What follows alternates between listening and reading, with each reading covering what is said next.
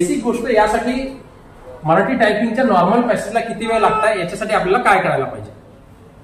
यासाठी सुरुवातीला सिंपल गोष्टी आहेत। सुरुवातीला तुम्ही सिंपल न्यूजपेपर, संपादकीय पुस्तके, कादंबरी याचा सराव करायला पाहिजे।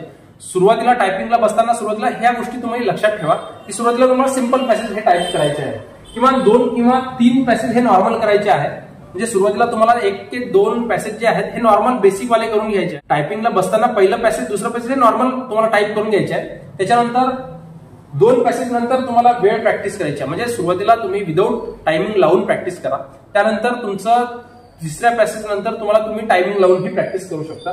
त्यानंतर प्रॅक्टिस करताना स्क्रीनकडे तुम्हाला पाहायचं नाही, मॅक्झिमम पॅसेजकडे पाहायचं आहे।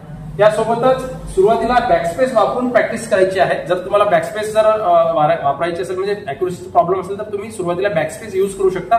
त्यानंतर तुम्ही विदाऊट बॅकस्पेसने तुम्ही प्रॅक्टिस करायला पाहिजे। त्यानंतर